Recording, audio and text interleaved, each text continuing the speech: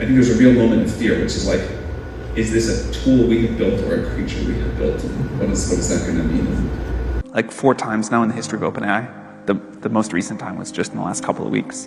I've gotten to be in the room when we sort of like push the veil of ignorance back and the frontier of discovery forward. And getting to do that is like the professional honor of a lifetime. And as AI continues to make progress, as technology continues to advance, as more and more people see what AI can do and where it is headed towards, then it will become clear just how dramatic, incredible, and almost fantastical AGI is going to be, and how much trepidation is appropriate. All right, this is going to be a bit weird. So the OpenAI saga is coming to an end. Sam Altman is back. It seems that Ilya Sutskever is happy at how everything worked out, but there's still a question. What did Ilya see? This is a very rational, straightforward, very ordered, very smart individual. It seems to have briefly went nuts. What triggered that? Even Elon Musk wants to know, what is this thing they're talking about? We'll come back to this thing in just a second. First, a little bit of background. A number of months back, Sam Altman on Reddit, through an account that he doesn't really use, resurrects his account and says, AGI has been achieved internally. Everyone loses their minds. What does that mean? Now he edits that saying, I was just kidding. If we did achieve AGI, we would not announce it in some random Reddit post. But by that time, more and more people are talking about some discovery that was made inside of OpenAI. Here's a video of Sam Altman talking about AI. Is this a tool we've built or a creature? Months before this, a lot of people have hinted at the fact that GPT-5 has been already cooked up at OpenAI, and it is AGI. It is much more powerful than we've expected. We've hit that exponential vertical jump and we're there. So no one's confirming anything, but a lot of people that are on the inside, they're talking as if this AGI, this next level artificial intelligence, is just around the corner. Not 10, 20, 30 years in the future, like it's here and it's going to be rolling out soon, get ready. But for the longest time, we didn't have a name for it, nor did we have any details. There was just some rumors that were spreading around the campfire. I've mentioned it here and there, but there was just nothing to really talk about other than idle rumors. But now it seems that maybe, potentially, a lot of the insanity that happened with OpenAI, firing off Sam Altman, that talks about safety, trying to dissolve OpenAI, a $90 billion company that's valued at $90 billion. All this insanity that's going on, could it have been because of this discovery? Could this incredible breakthrough, could it have triggered it? It looks like because of the stuff that was happening, a lot of information was leaked. Many sources were going to journalists trying to get the word out there. And we finally have a name and we finally have some details. The name it seems is Q-Star. OpenAI made an AI breakthrough before Altman firing, stoking excitement and concern. Mr. Elon Musk asking, what does this letter refer to? This is what he's talking about. Exclusive. OpenAI researchers warned board of AI breakthrough ahead of CEO ouster, sources say. So here's Siki Chen. So he's kind of a Silicon Valley insider. So this is from March 26th. A lot of these rumors have been floating around for quite a while. So he's saying, I have been told that GPT-5 is scheduled to complete training this December and that OpenAI expects it to achieve AGI. This is a tweet from earlier today. Now that this Q-Star stuff is coming out, he's saying, what this means is that within 3 years, you'll either be dead or have a god as a servant. By the way, subscribing to this channel increases your chance of being in the second category by as much as 12.5%. So make sure you do that. Don't forget. But something that's important to understand is that what we're seeing, what's available to us, it's kind of like light from distant galaxies. What we're seeing, well, that's from a long, long time ago. So we're playing with GPT-4 and we just got vision. Well, that was completed back in, sometime in 2022, probably. We're just seeing it now. Seems like they were working on GPT-5 as early as March and saying it was going to be completed in, well, right around now. Here's Mustafa Suleiman. So he is the co-founder of DeepMind. And so he now runs Inflection AI. And so they're training a model that they're saying it'll be 100 times larger than GPT-4. So thinking about GPT-4, they're beginning to train something that's 100 times larger. So that's important to kind of get your mind around, is that the stuff that people are working on, the stuff that people are going towards, it's not, they're not shooting for like 50% better or 100% better. They're shooting for 100 times bigger, more capable. And OpenAI has been working on something for a very long time that's beyond GPT-4. One other quick point to understand is this is a Microsoft paper that just came out recently, 18th of November. I have a video that's done about this. It's not up yet. As soon as I get a chance, I will publish it, but really fast, here's what it's saying, and it's important. Number one, AI models like GPT-4 can produce synthetic data, meaning they can produce text that then can be used to train other AI models. Now, before there was this question, are we going to run out of high quality human generated data? And the potential solution to that would be to have these AI models provide synthetic data. So provide data, so kind of make up, dream up data to train the next version of models. A lot of people said that would be impossible. There would be these mistakes that kind of cumulatively would corrupt the whole process. Everything would fall apart. That would never work. But here they're saying that GPT-4, for example, can produce better data than humans can for training these other models. Our study has demonstrated that improving the reasoning capabilities of smaller language models is not only possible, but also attainable through training on tailored synthetic data. And these smaller models trained on synthetic data, very specific, tailored, handcrafted, if you will, artisan synthetic data, they beat out models that are 5 to 10 times larger, especially on zero-shot reasoning tasks, meaning on solving problems they haven't encountered before. So you don't have to give them examples about how to solve a problem. You give them the problem and they just solve it. So in other words, you can think of it as like all of the human data that we've ever produced, all the pictures and text and books and tweets and whatever, that kind of spun up the first AI model, the first good AI model, GPT-4. It cleared a certain threshold, it seems, and now it can produce better data for training the future models, which clears that sort of block of us not having enough data because it can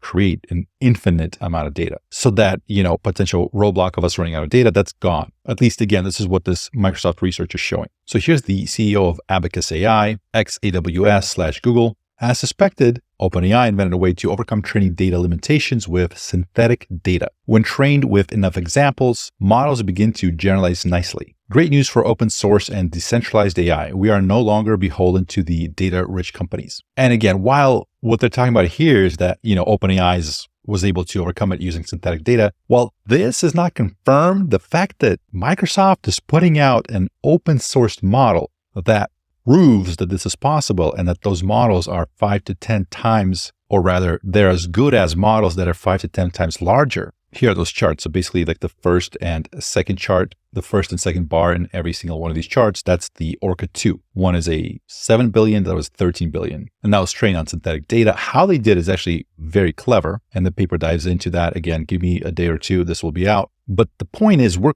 kind of already at a point where we're not creating the next generation of AI models. AI is kind of creating the next generation of AI models. Like we're kind of crossing that threshold, it seems. And the reason why I'm telling you those things is just to, as you read this, understand that while a lot of the stuff that they talk about here is hearsay, like sources said this, people said that, we know that there's open source models out there that are doing it. So we know this is based on something. We know that the capabilities they're talking about is very, very real. And keep in mind, OpenAI had the smartest people in AI that were working on this for quite a while. So in other words, while some of the stuff might be not accurate, I would not dismiss it as nonsense. Very likely that there's a lot of truth to this. All right, so before Sam Altman gets kicked out and is resurrected on the third day, so before all that crazy stuff happened, several staff researchers wrote a letter to the board of directors, warning of a powerful artificial intelligence discovery that they said could threaten humanity. 2 people familiar with the matter told Reuters. And so what follows is them saying all these people declined to comment. The person that wrote the letter declined to comment, the staff declined to comment, the board declined to comment. But we know that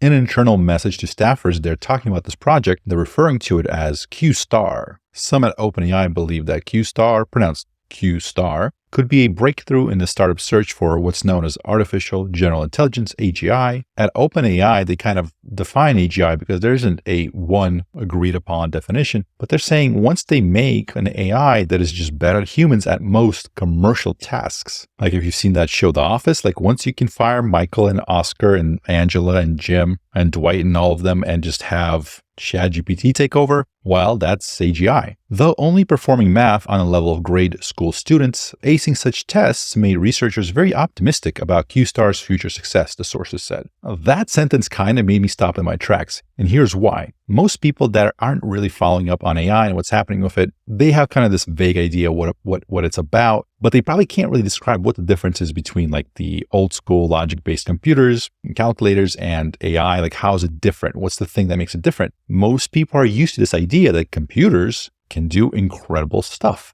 right? They can land spaceships and do various advanced calculations and all sorts of stuff. When you tell people, a computer did this incredible thing that humans can't do, people kind of go, yeah, I get it. I believe it. So it's hard to understand for people when, we have this AI that comes out and they're like, well, what can it do? Can it solve cancer? It can create new technologies. You're like, well, no, it can write a poem. It can do math at the level of a grade school student. So it doesn't seem like that advanced. But the point is that previously, everything that computers have done, it was because a smart human, a smart engineer, coded that functionality letter by letter by letter, right? They sat there and they coded it. And if they were smart enough to create that code, then the computer would do the thing. AI, these neural nets, it's a completely different story. And this is what a lot of people, just talking to most people out there, smart people, but who that are not following the research, this is what they don't get.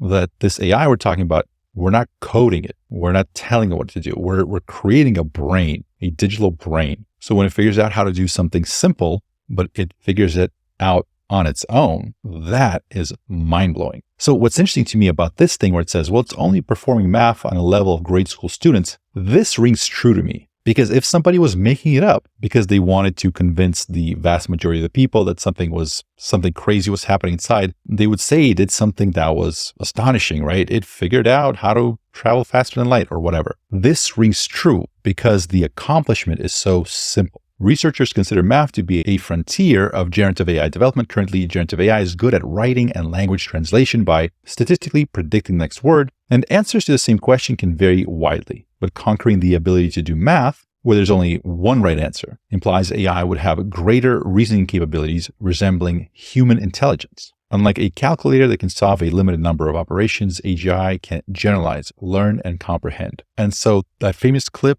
that recently has been making the rounds of Sam Altman saying 4 times now in the history of OpenAI, the most recent time was just in the last couple of weeks. I've gotten to be in the room where we sort of push the veil of ignorance back and the frontier of discovery forward. And getting to do that is the professional honor of a lifetime. A day later, the board fired Altman. So when people were asking, what did Ilya see to shake him up so much, to get him to take such drastic actions, putting the entire OpenAI at risk, the thing that he's been working so hard on, what did he see that rattled him so much? And that's what Elon Musk is asking. What does this letter refer to? The letter that we just read about the employees that's saying, hey, we've discovered this groundbreaking thing. What does that letter, what is it talking about? So here's the information, and it's saying a lot of the same thing, but a demo of the model circulated within OpenAI in recent weeks, and the pace of development alarmed some researchers focused on AI safety. In the month following the breakthrough, Sutskever appears to have had reservations about the technology. He formed a team dedicated to limiting threats from this AI, and on its webpage, the team says, while superintelligence seems far off now, we believe it could arrive this decade.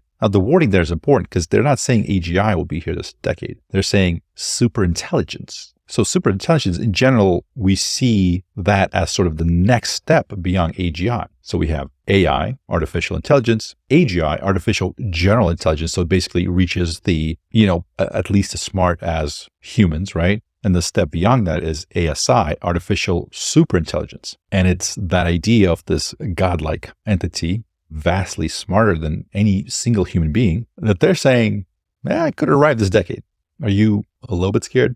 All right, so that's cool. But what is this Q star? Is there some hint as to what it is? Is it just a code name? Could it be related to something? Well, there's a few potential theories. Here's Stephen McClear, postdoc at CMU, researching foundation models for decision making. He's saying, we invented Q star first. Glad OpenAI is building on top of our idea. Later, he said, guys, this was just a joke. I don't know what OpenAI Q star is. Elon Musk jumps in, says Schmidt-Huber invented everything. Apparently, there's this AI computer scientist, Jürgen Schmidt-Huber, who claims to have invented basically most of the stuff related to neural nets and deep learning. He wrote a scathing 2015 article arguing that Hinton, Bengio, and LeCun heavily cite each other, but failed to credit the pioneers in this field. And then in a statement to New York Times, Jan LeCun wrote that Jürgen is manically obsessed with recognition. He keeps claiming credit he doesn't deserve for many, many things. As AI improves its ability to write and especially generate music, I think one thing that would really help a lot of us kind of follow some of the stuff a little bit better is if these researchers would use AI to create diss tracks, similar to rappers, how they create diss tracks to kind of go back and forth with each other. Like instead of writing articles and talking and making statements to New York Times, just jot down some ideas, give it to ChatGPT, have it create lyrics, put that into some sort of music generator, generate a diss track, publish it. I think we can all agree that would be the better way to go. Just a thought.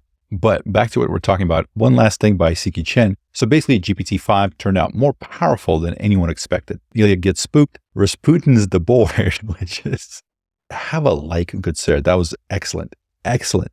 Rasputin's the, that's perfect. Thank you. Board fires Sam the clumsiest way possible. Every VC plus Microsoft turns the screws. Staff revolts. Board capitulates like tissue paper. Sam and Greg back by Sunday noon. Rasputin's the board. This is excellent. Thank you. But what is Q star? So there's a few different sort of ways that people are thinking about it, what it could potentially be. So it might be something that is related to something in machine learning and AI that we already know about. So there is Q learning in machine learning. We covered it a little bit in one of the previous videos about AI learning to play Pokemon. So some people believe it has something to do with that. So basically, when we're training AI, we have certain rewards for it. Whenever it does something that we like, we give it an attaboy. Oftentimes, there's a lot of different rewards, as in, for example, if you're playing chess, there's a lot of different things you can do to win. You can get rewards from taking a piece from an opponent or creating a better board position or a million other things. And so if you think of it from that perspective, so Q star is the ideal scenario. It represents the perfect knowledge of all the best action to take in every possible state to achieve the highest reward. So it's kind of like thinking, as you go through life and you have a lot of decisions to make, you just know, Q star would be you knowing exactly which decisions lead to the best outcome. If you've played chess in the last, 5 years, you know that there are these suggested moves nowadays made by AI that shows you this is the best move possible. And then this is what you did. This is not the best move possible, right? So Q star would be, this is the best possible move to make. And then Q learning, on the other hand, is the method used to approximate Q star. It's a learning process where the agent interacts with its environment, receives feedback in terms of rewards or penalties, and updates its Q values based on that feedback. So basically, the agent, the AI, initially has no clue what actions lead to the best outcomes. Over time, as it learns more and more, it has a better idea of which of its actions lead to the best outcomes. So you can think of it over time, its ability to predict the best action gets closer and closer to that perfect state of knowing the exact best move to make in any given scenario. What's interesting to me is that this kind of reminds me of how humans are when we're kids versus when we're old. When we're kids, we have no idea what actions lead to, what we want to happen. We make stupid mistakes. We don't know what we're supposed to do. So we do a lot of different stuff, sometimes randomly, and slowly over time start accumulating knowledge and experience. And over time, as we learn more and more, sort of our range of things that we do sort of narrows. We kind of know the few potential actions we can take to get us closer to that goal. And when we're old, it's kind of like that other extreme. Like this is the only way to do it. This is the best way. There's no other way. This is generalizing, but sometimes older people, they're just no, there's just one right way to do this thing and there's zero other ways of doing it. So over time, they think that they understand, that Q star, the best possible thing to get the highest possible reward. And they're not willing to look at any other options. Whereas a kid is I don't know, there's a million things we can do. So put another way, Q would be the optimal set of choices to make in a specific game of chess. And the Q learning, so that's the method in machine learning. That's what it's referred to, Q learning. That's the method by which those choices were discovered. So it's kind of like gaining experience and figuring out what are good things to do, what are bad things to do, but for AI. Then there's Greg Brockman talking about Froge, I'm not familiar with this, so I'm guessing it's this little frog character here. The Froge, or is it Frog? I don't know. Emoji on an OpenAI employee's laptop is an unofficial company mascot. I did not know this. So Jimmy Apples jumps in here saying Q Frog. So some people are posting that, here's a person whose team put an LLM inside a deep Q learning agent in 2019, started playing with A star like planning with LLMs last year. Here's a person saying it looks like OpenAI cracked generalized agents as expected. I mean, it's not that hard. Product is called Q star, where Q is a nod towards Q learning, which is what we just talked about, and the star for generalization. Makes sense this would spook the board if Sam plans to release this into the wild with GPT version 2. Elon Musk quips Q star anon, which is, I think that was a thing in 2020, the politically related thing. I'm not going down that rabbit hole, but it's confusing because how many things can Q be? I mean, here's another one, Q. The latest post by Elon, excerpt from a book, it just says true. Here's the thing that he linked to, The Bitter Lesson by Rich Sutton, March 13th, 2019, talking about AI and learning. I think that the point is that the bitter lesson is that AI advancement often comes not from human-centric methods, but from scaling computation, search, and learning. And certainly, I think this makes sense here. A lot of the stuff that's happening right now seems to point to the fact that AIs are now making the data to train future AIs. If Q star is referring to Q learning, then we're taking what OpenAI has built, what humanity has built with something like GPT-4, and we're letting it now go and explore on itself to learn on itself what are the best approaches. So instead of human reinforced learning, giving it thumbs up, thumbs down, we're saying, you figure it out. We have the compute. We have the NVIDIA chips. We have billions of Azure credits. You figure out how to do it using Q learning. Anyways, it's like 2 a.m. I'm getting tired and loopy, but man, this was interesting. And I can't wait to see what comes next. I guess there's always a chance this is, just Fugazi is just a head fake, but it doesn't feel like it. It feels that it's aligned with a lot of the other stuff that we're seeing. It feels aligned with the Microsoft research, with Orca 2. It makes sense in the light of all the craziness that has happened, what will cause Ilya Sutskever to Rasputin the board. I can't get over that. He saw something spooked him. I've said this before, but what are the chances that we are alive just as all of this is happening? And we have a way to see it. We have a way to interact with it. Either we are living through this particular time against all odds, or this is all a simulation and it's just kind of unfolding according to plan. Either way, I'm excited. My name is Wes Roth, and thank you for watching.